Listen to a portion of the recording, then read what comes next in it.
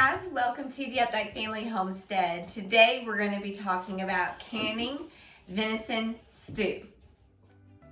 Hey y'all, we are the Updike family located in the mountains of Tennessee. We're excited to share our homesteading journey with all of you. From the farm to the table, we'll share the ins and outs, the ups and downs, from recipes and how-tos to our adventures of running a homestead. So come on in and join us. From our home to yours, welcome to the Updike Family Homestead.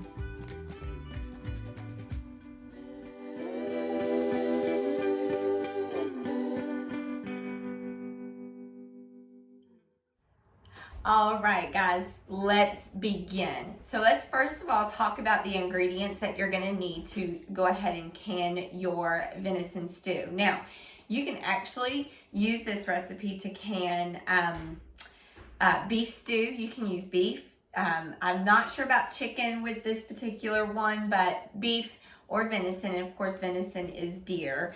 And we have a freezer full of deer meat right now. So today we had deer burgers, and then I had gone ahead and pulled out some deer. Now when we processed this deer last year, we went ahead and cubed up some for like venison stew or venison tips and gravy and that kind of thing. But of course, here we are in the fall and it's hunting season again. So I needed to go ahead and clear out some of our leftover venison that we didn't get to eat yet.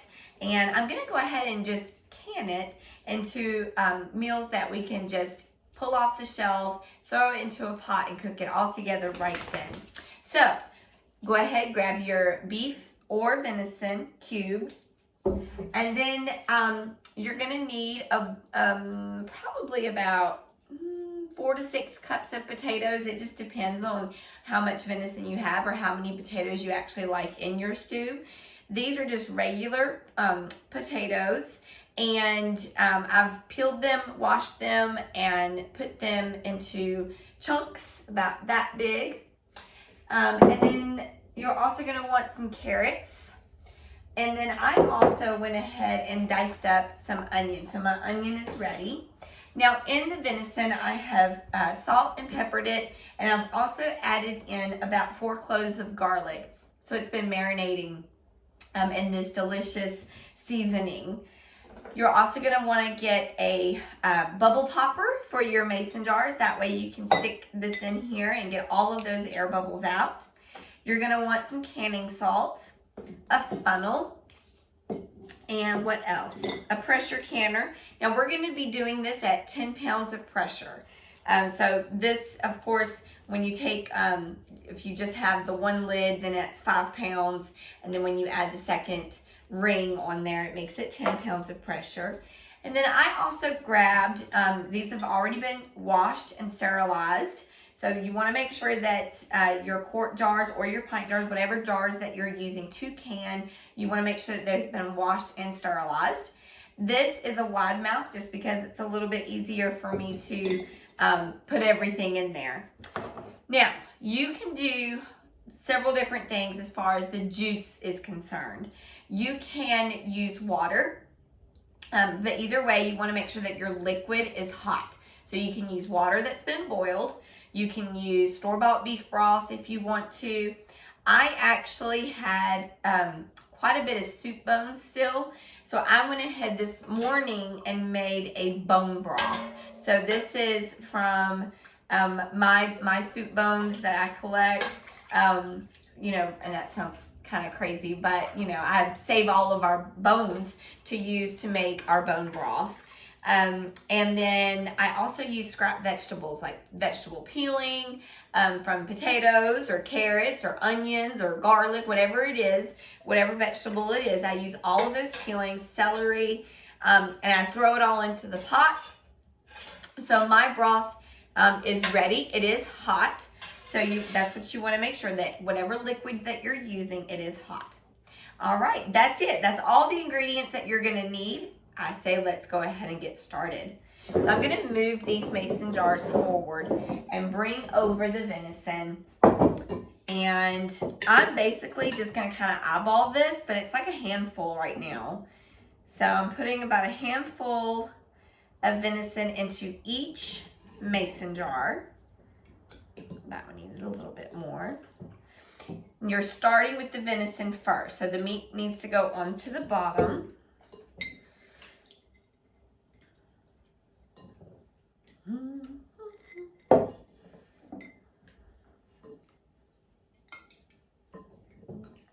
And I actually have a little bit more left, so I'm going to add just a couple of pieces to each one.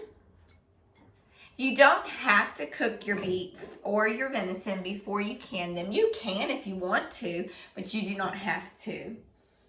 Okay, the next thing I'm going to add in are the potatoes. And again, I'm adding about a handful of potatoes to each canning jar. And I'm dropping a few, but my table is clean, I promise. I cleaned it beforehand.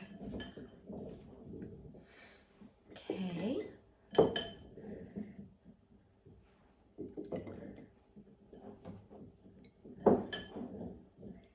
And like I said, again, you can pretty much just kind of eyeball and see. If you had a scale, we do. I don't necessarily need this scale because I know about how many potatoes I want into each jar. But you could, if you wanted to make sure that it was perfectly even all throughout, you could take a scale and just weigh them to make sure. Okay. Taking my carrots now and just adding, again, a handful of carrots to each one. Now you want to be careful with what spices you add because some spices can be a little bit strong. So I, will wait till I make the stew from the can before I add anything like thyme or rosemary or sage, anything like that. All right. Then I'm going to come in and add my onion. Oh my goodness. I love any kind of stew. I love stew. But this is definitely a favorite. And what a great way to utilize, maybe you have like an abundance of carrots or potatoes right now. You could take out the meat and just make a vegetable soup if you wanted to. Sometimes I'll do that with like green beans, like when we have a lot of green beans. Okay, perfect. So each one of those is complete. So I ended up with 6 quarts of venison stew with what I had. And I think, let me go find it. All right, now we're gonna add in a half a teaspoon of canning salt to each mason jar.